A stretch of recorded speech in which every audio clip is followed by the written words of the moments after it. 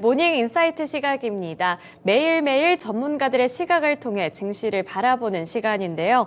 오늘 함께 하실 분은 토마토 투자클럽의 최병은 전문가님입니다. 오늘 함께 해보겠습니다. 전문가님 안녕하세요. 네, 안녕하십니까.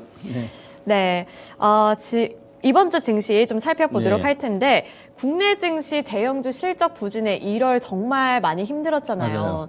그래서 1월 정말 많은 분들이 좀 빨리 지나갔으면 좋겠다라고 생각을 하셨을 것 같은데 증시 어떻게 보셨을까요? 네, 1월 달 잘 지나고 2월은 이제 기대감이 큰 장입니다. 그래서 1월은 뭐 대형주가 실적 발표 삼성전자뿐만 아니라 하면서 어닝 시즌에서 어닝이 쇼크로 나와서 좀 많이 계속 빠졌거든요. 그 다음에 FOMC에 대한 기대감, 경계감 때문에 계속 악재가 있어서 이제 주가가 안 좋다. 어제 이제 급반등했는데요. 코스피는 일주일 지난주 목요일 날 2,470포인트에서 어제 종가로 목요일 종가 2,542, 한 70포인트 올랐는데 어제 거의 뭐 40포인트 올랐으니까요. 거의 어제 급반등을 2월 1일 날인데 잘해줬고요. 전반적으로 해서 1월 급락이 2월 달 들어서 이제 거의 악재들이 해소가 됐습니다. FOMC 악재도 이제 어제 이제 해소가 됐고요. 그다음에 정부에서 정책으로 추진하고 있는 기업 밸류 프로그램 기대가 아주 커서 그동안 소외됐던 주식들이 더 시가총액이 높은 코스피 200 내에서 소외됐던 주식들 중에 이제 반등이 크게 일어났습니다. 그래서 전반적으로 어제 좀 변동이 있다가 종가를 안착했기 때문에 그래서 보면 이제 금융주가 이제 많이 올랐고요. 특히 생명회사, 보험회사, 그다음 증권, 은행주. 그다음에 특히 이제 밸류 프로그램은 가장 수혜를 받는 게 지주사거든요. 지주사 주식들. 그다음에 소외된 자산주도 이렇게 급반등했습니다. 그래서 이 기업 밸류 프로그램을 실행하면 올해 2월 달에 정도 이제 나올 확정이 될 걸로 보이는데 그러면 과연 주식시장 얼마나 영향을 크게 미치고 어느 정도 오래 갈 건지 그에 대한 분석을 좀 해보니까 좀 이어질 걸로 보입니다. 그래서 물론 일본 사례를 지금 연구해서 하고 있는데 일본은 뭐 조금 다릅니다. 밸류 프로그램은 이제 하고 있지만 그 전부터 아베노믹스에서 실제로 주식을 한 50조를 걷어버렸거든요. 바닥권에서. 그러고 나서 가반 경제가 꾸준히 올랐는데 거기에 여러 가지 뭐 세금 정책, 장기 투자뿐만 아니라 주식에 관한 세금, 세제 혜택을 가장 많이 주면서 투자자들이 장기로 많이 가게 됐거든요. 그래서 우리와 일본이 거의 단기 투자자고 금융 지수로 보면 거의 낙제점 65점 내외인데 일본이 돈을 풀면서 밑에서 다 거두고 경기도 안 좋으니까 그래서 주식을 사서 가져가면 세금 혜택도 컸기 때문에 그래서 사서 안 판 거죠. 그러면서 이제 경기도 좀 회복되고 있어서 급등을 했습니다. 그래서 우리가 이 기업 밸류 프로그램 꼭 실천됐으면 나왔으면 좋겠고요. 그 사례를 만약에 얼마나 효과가 있는지 그 사례가 하나가 있는데 요즘 기아입니다. 기아가 사상 고점이 10만 2천인데 이렇게 하기 전에 10만 2천 돌파하고 나서 다음날 급락했거든요. 급락하고 나서 외국인도 바로 급락했는데 그 이후에 기업에서 이제 기아에서 기업 밸류 프로그램 그 일환인데요. 이제 배당을 확대하는 정책. 배당을 확대하면 투자자 사서 배당을 받기 위해서 장기 투자할 수 있잖아요. 이제 수익이 별로 없고 수입이 줄어 있는 상태에서 일반 국민들이 배당을 안정적으로 받을 수 있으면 부동산 투자해서 수익형 부동산 투자들 안정적으로 받을 수 있다면 주식을 사놓고 있으면 되잖아요. 그래서 보면 기아가 이제 5,600원 주당을 배당을 발표했거든요. 5,600원이면 한 5% 정도 되거든요. 5%대. 엄청난 거죠. 큰 거죠. 5%면. 지금 어디 찾아 5%짜리 넣고 내 금융상품이 거기에서 또한 이제 자사주 소각을 한다는 거죠. 이게 요즘 이제 기업 밸류 프로 가장 중요한 게 자사주 소각해서 투자자들이 실제로 이익을 볼 수 있는 그러면 자사주를 소각하면 자사주를 많이 갖고 있는 기업들이 지주사입니다. 그럼 지주사 자회사를 이제 거느리고 있는데 주로 배당을 이렇게 받아가 주로 수익을 구조거든요. 그럼 지주사가 왜 계속 0.5배 이하로 할인됐냐면 배당을 별로 안 주니까 우리나라는 그러면 지주사 가지고 있을 이유가 자회사가 실적이 좋아도 그래서 이제 자사주 소각에 대한 것은 가장 큰 게 지금 이제 지주사고 뭐 은행주도 또 배당이 정책 좀 바뀌고 2월달 기준으로 이제 3월 기준 많이 하니까 그건 배당 관련된 전체 금융주도 좋게 할 때 올라갔고 그다음에 지주사도 올라가고 그다음에 소외된 자산주 결국은 이제 자사주를 많이 사가지고 있는 기업들은 돈이 많은 기업들, 자산이 많은 기업들이기 때문에 그런 기업들이 이렇게 전체적으로 많이 보유가 있는데 자사주 소각하게 되면 자사주는 배당을 못 받거든요. 그건 자사주 못 받으니까 그러면 대주주 오너들하고 일반 투자자들이 배당을 더 많이 받을 거 아니에요, 소각하면. 그래서 이제 배당도 그럼 배당 정책을 이제 상향시켜라 이런 얘기입니다. 그래서 아마 이렇게 나오면 전반적으로 우리가 소외됐던 그다음에 소외됐지만 그다음에 어느 정도는 실적을 내고 있는 기업들 위주로 추세적인 상승이 나올 걸로 보입니다. 그래서 전반적으로 이런 2월에도 계속 좀 반영될 걸로 보입니다. 2월 달에 나올 걸로 보이기 때문에 그래서 전체 시장은 코스피는 이따가 좀 전망하겠지만 올라갈 거로 보이고 특히 이제 코스닥이 좀 문제인데요. 코스닥은 밸류 프로그램 큰 영향이 없는 배당을 별로 안 주잖아요. 성장 주니까. 그래서 지금 이제 급락해서 800포인트도 깨져 있는데 그보다도 지금 2차 전지가 끝없이 빠지고 있는 악재만 나왔기 때문에 1분기 실적이 나온 거 확인하고 하반기가 좋아져야 되면 4, 5월 달 정도에부터 어떤 모멘텀이 있어야 되거든요. 실적 나오고 그다음에 그러면 모멘텀이 크지 않는 낙폭 가대는 있는데 빠지고 나서 바로 가는 게 아니라 시간이 걸리기 때문에 그렇고요. 그다음에 반도체 중소형제 반도체 많이 올랐잖아요. 올라가 가격 메리트가 없는 거 이제는 그 로봇주도 맞죠. 로봇주도 빠졌지만 밑에서 보면 엄청 올랐거든. 그러면 실적을 못 내는 기업들이 아직까지 반도체 중소형주도 실적이 안 나오고 있는 로봇도 안 나오는데 그런데 주가가 많이 올라갔으니 가격 메리트 없죠. 그러면 팔아가지고 지금 엄청 빠진 낙폭 과대주가 요번에 이제 관련된 뭐 지주사라든지 이런 배당, 밸류 프로그램 관련된 종목들 그러면 이렇게 이동해야 할 거 아니에요. 그러면 외국인도 이동하고 기관도 이동하고 지금 외국인과 기관이 이동하고 있는데 개인도 가고 싶어 하는 거죠. 그러면 내가 이익 난 걸 팔아서 가든지 빨리 손절을 가든지 해요. 그래서 수급의 메리트가 지금 약한 상태입니다. 그래서 어저께 코스닥은 성우하이텍은 많이 빠져 8천 급등했거든요. 아이 자산이 많거든요. 바로 그 밸류 프로그램에 성우하이텍 특히 자동차 부품 주는 혜택을 받을 것 같고요. 그 이익을 많이 내는 주가가 저평가되어 있는 코스닥 종목은 이런 혜택이 있으니 올라갈 거로 보이고요. 그다음에 올해 뭐 본격적으로 실적은 엔캠, 전해지라든 미국수에 그다음에 특별 웹장에 개별 종목들이 이렇게 상승하고 있어서 개별장은 뭐 코스닥 계속 이어질 것 같습니다. 네. 네. 이렇게 좀 정말 어려웠던 1월 증시에 대한 전반적인 평가를 들어봤는데요. 1월이 정말 힘들었던 만큼 2월은 그래도 좀 기대해 볼 만한 포인트가 있어서 참 다행이라는 생각이 들어요. 그래서 증시를 전반적으로 이렇게 살펴봤는데 수급적인 측면에서는 좀 어떻게 보셨을까요? 우리 시장에 외국인들이 뭐 3분의 1 정도 갖고 있으니까 외국인이 사야만 올라가거든요. 우리 이제 기관은 영향력이 작고 이제 프로그램은 주로 뭐 매매만 하니까 그러면 기관들도 투신이라든지 공모 펀드가 활성화되어 있으면 거기서 꾸준히 사주면 되는데 그게 안 되기 때문에 결국은 외국인이 사줘야 올라가거든요. 어저께 외국인이 코스피에서 1조를 사버렸습니다. 많이 샀더라고요. 네, 그리고 선물도 5천억대 사고 그래서 코스피가 1조 사면서 이제 자산주를 샀거든요. 그러면 금융 은행주도 외국인들 뭐 60%대 갖고 있어요. 그러니까 자기들 갖고 있는 거 많이 사니까 전체 지수도 좋고 또한 이제 저평가된 기업들도 사고 예를 들어서 기아도 막 사상 고점에도 사고 이러니까 이렇게 외국인이 사주니까 분위기 확 달라졌거든요. 어제 놀랐어요. 그죠?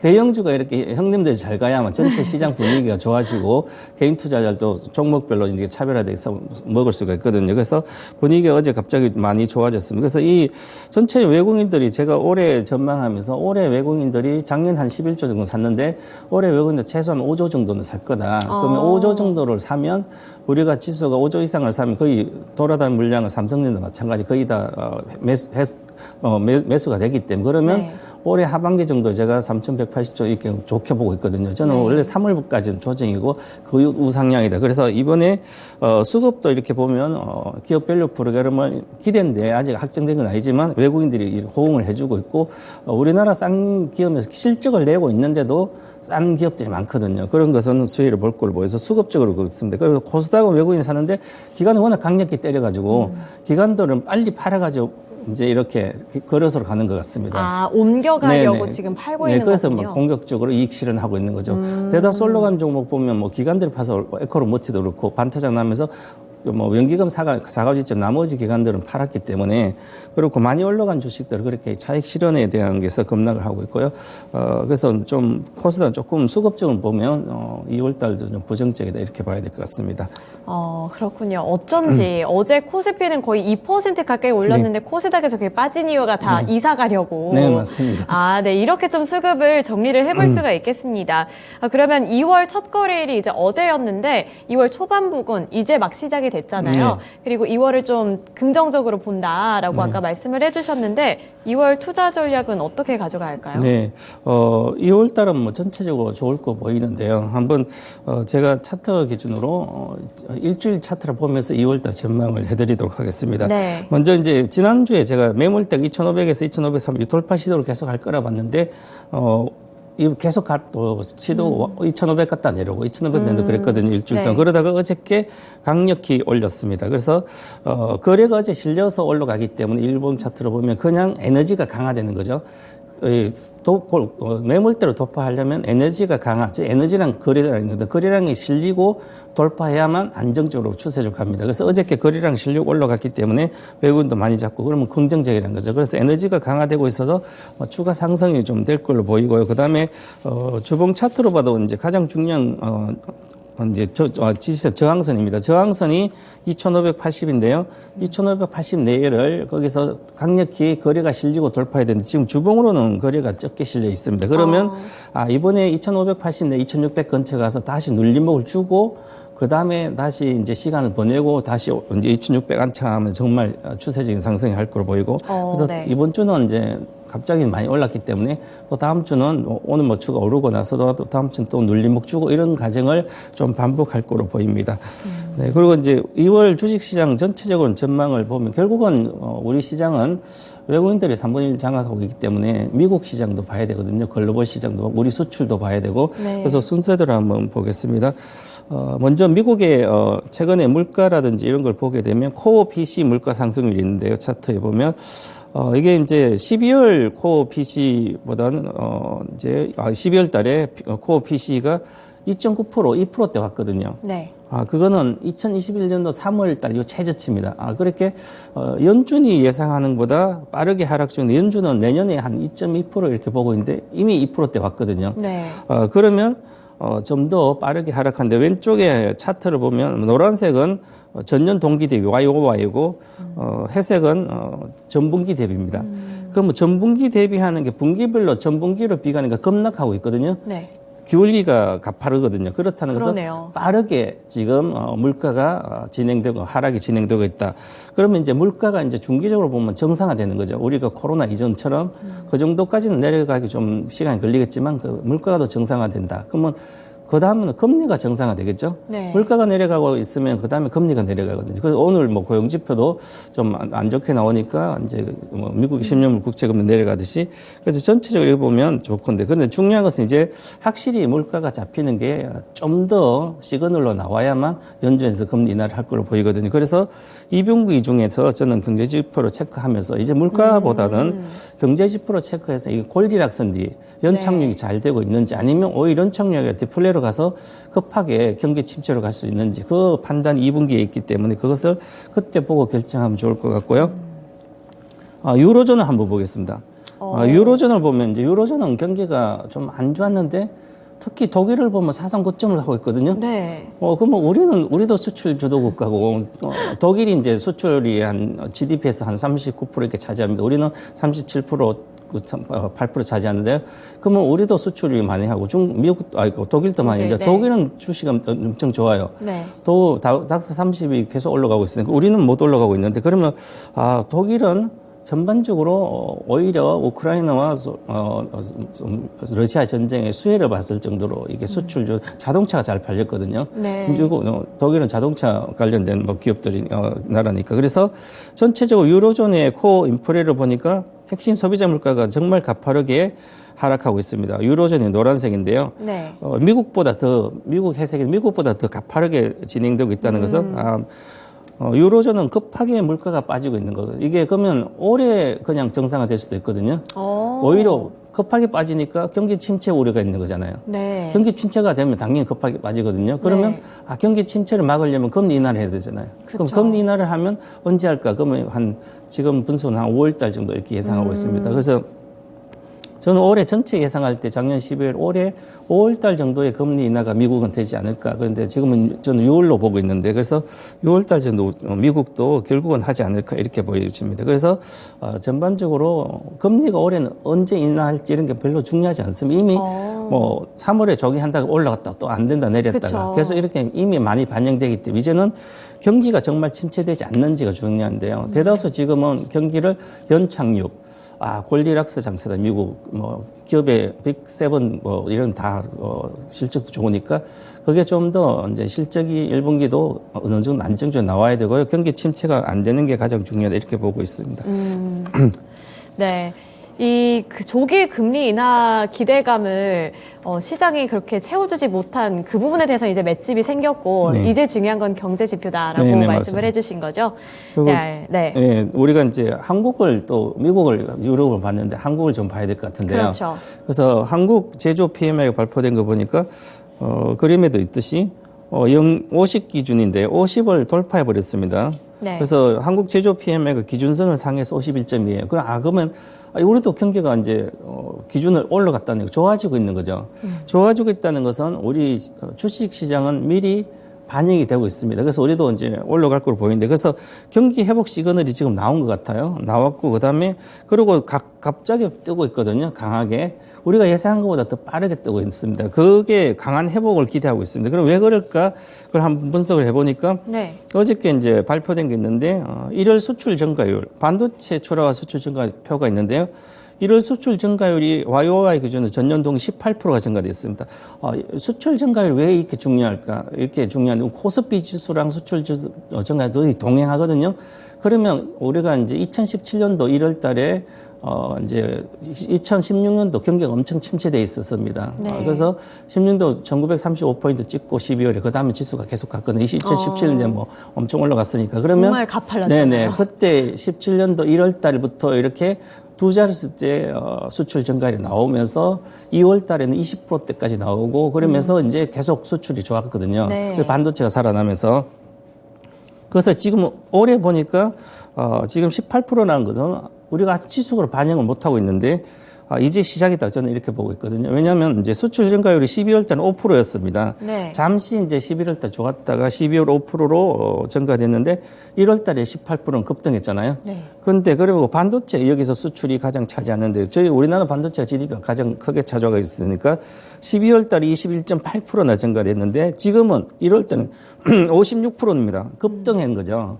56%나 증가됐으니까 그러면 어디로 증가된지가 또 중요한데 이게 중국이 회복됐습니다. 중국이 회복되고 있어 급하게. 그다음에 이제 제가 미국을 봐야 돼. 미국으로도 많이 나가고 있거든요. 네. 그래서 미국이 지금 빅7 다 좋으니까 그다음에 중남미까지 수출이 급증하고 있어서 전반적으로 질이 수출 증가율 질적인 측면을 보면 좋습니다.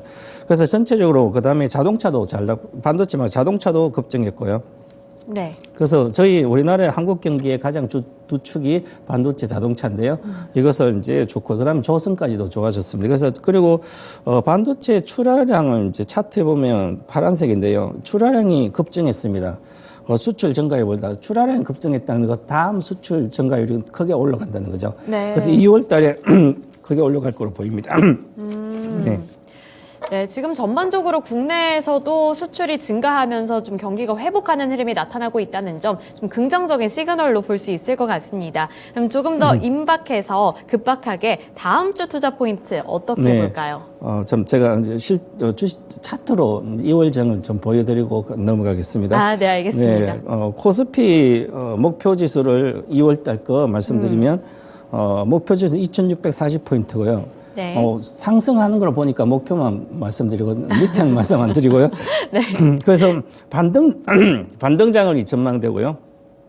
그래서 실적이 어닝 쇼크로 계속 나오는데 어닝 쇼크는 이미 기반영이 됐어요. 많이 반영됐고 그다음에 1분기부터는 턴어라운드 되니까 그러면 어닝 쇼크를 주가로 반영됐으니까 내려왔으니까 앞으로 턴어라운드 되면 좋아지니까 미리 선행직에 한 6개월 정도 선행하니까 주가는 그러면 턴어라운드 주식은 이제 올라가는 거죠. 네. 그래서 1월 때 워낙 많이 빠져서 외국인 순매수도 지금 다시 재개됐고요. 그다음에 기관도 가세했습니다. 그래서 전반적으로 수급도 좋은 상태도 실적도 이제 악재가 반영됐다고 보면 되고요. 그다음에 이제 메모리 반도체가 우리가 삼성 컴프레서 콜에서 삼성전자 컴프레서 콜에서 이야기했듯이 생각보다 빠르게 진행되고 있습니다. 좋아진다는 거죠. 아까 수출 증가를 봤듯이 반도체가 그래서 생각보다 빠르게 개선되고 있기 때문에 좋아질 걸 보여서 차트에 보면 지난달에는 이 월봉 차트인데요.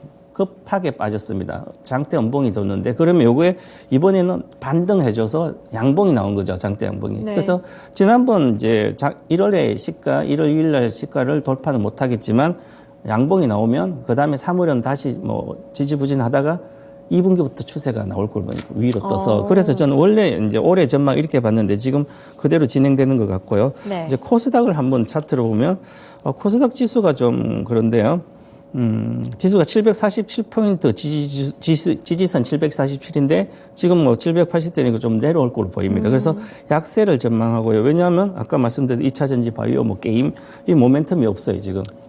상승 동력이 없기 때문에 그렇고 그다음 반도체 로봇은 뭐 가격 메리트가 약하고 또 수급까지 약하니까 그러면 반등하더라도 내려가죠. 그래서 추세적인 뭐 하락은 아니지만 그래도 박스권 하단까지 내려올 걸로 보입니다. 그래서 박스권 하단이 747포인트라서 그 정도로 봐야 될 것 같고요. 네. 그래서 개인 투자자는 지금 현재 작년에 돌아가면서 섹터별로 쏠림 현상이 많았기 때문에 올해 하반기, 작년 9월에 실질적으로 반도체가 고점을 많이 찍었는데 AI 반도체 거기 가서 지금 물리는 사람 많고 그래서 여기저기 가서 급등하는 주식이 하루에 막 상가도 가고 하니까 다 계속 물리는 거 조금씩.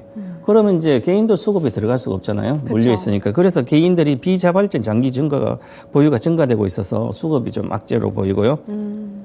그다음 기관 투자 공격적 차익 매물이 나오기 때문에 그래서 전반적으로 코스닥은 이제 많이 올라와서 조정 반등 빨리 팔든지 아니면 정말 좋아서 난 장기로 가든지 둘 중에 하나를 선택해서 지금은 거래소로 이동해야 된다 이렇게 말씀드리겠습니다. 네, 거래소로 이동을 해야 한다라고 짧게 좀 정리를 해볼 수 있겠습니다. 그럼 다음 주 투자 포인트 어떻게 잡아볼까요? 아직까지 대형주 실적이 뭐 몇 개밖에 안 나왔으니까 뭐 계속 나올 거로 보이고 오늘 네이버도 나오고요. 전체적으로 미국도 마찬가지고 그래서 대형주 실적을 좀 보면서 이제 체크하고요. 뭐 고용 지표가 계속 나오고 있는데 고용 보고서에 보면 오늘도 뭐 좀 악화가 됐습니다. 그래서 비농업부터 전체적으로 보면 계속 고용 지표를 좀 체크해 보면서 고용이 확실히 둔화가 되면 오히려 시장은 좋아지거든요. 금리 인하가 빨라지니까.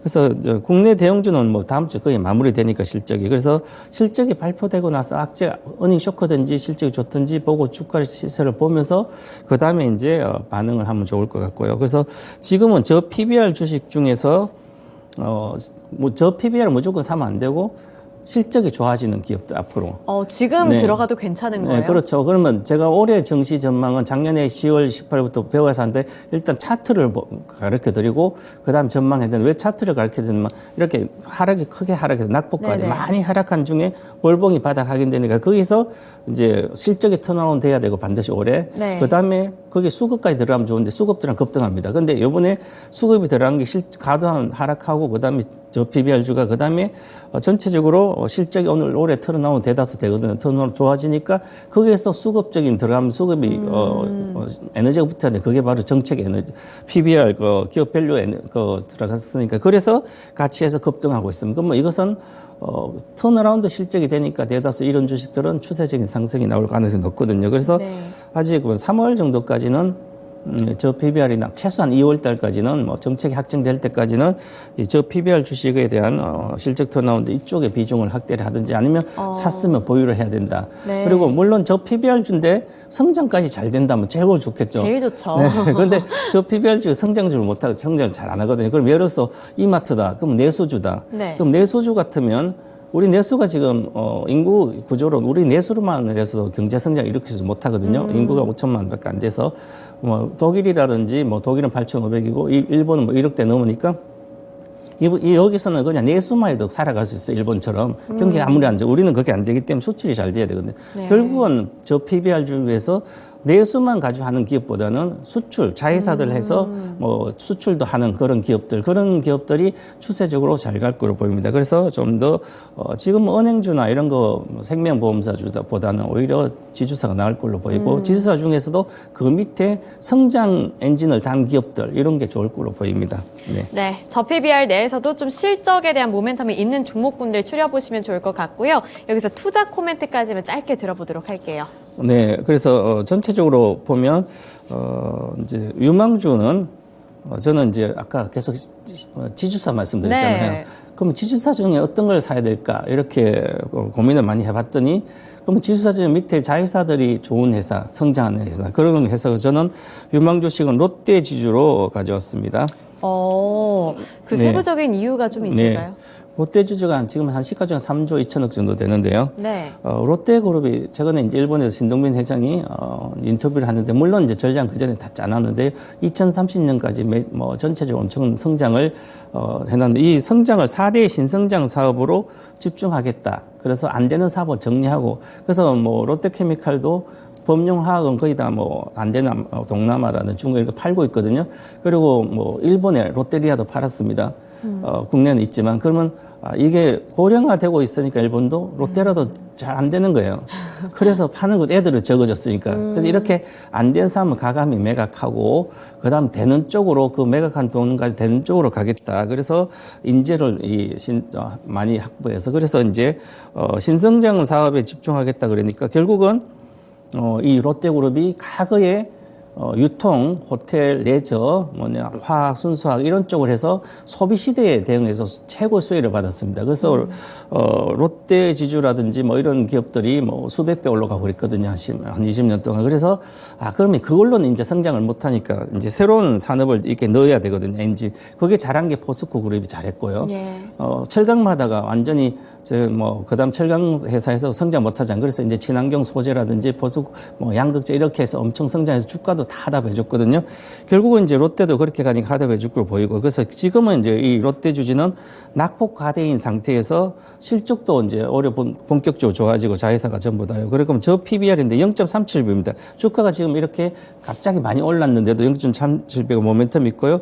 그래서 지금 BP에서 주당 순자산이 한 8만 5천 정도 되거든요. 그러면 아직까지 1배만 되더라도 거의 뭐 두세 배가 3배 정도 가야 되는데 그래서 장기적으로 이 자회사의 실적이 앞으로 좋아진 성장 엔진 붙였던 게 이제 내년부터는 본격적 이익이 크게 나올 걸로 보여서 네. 앞으로 장기 투자를 아주 좋지 않을까 그렇게 보여서요. 네. 저는 이제 보고 있습니다. 그래서 올해 제가 이제 전체 시장의 유망주를 본 게 뭐 기아도 들어가 있고요. 이렇게 본 게 전부 다 이제 삼성전자 들어가 있는데 낙폭 가대에다가 실적도 많이 좋아지고 그다음에 이제 저평가되어 있는 모멘텀도 같이 가세되는 이런 주식이 좀 잘 갈 걸로 보입니다. 그래서 지금 이제 최근 들어서 신동빈 회장 인터뷰하고 나서 롯데 주주가 주가를 하답해 주거든요. 네. 24,000에 지금 32,000원 왔으니까 단기에.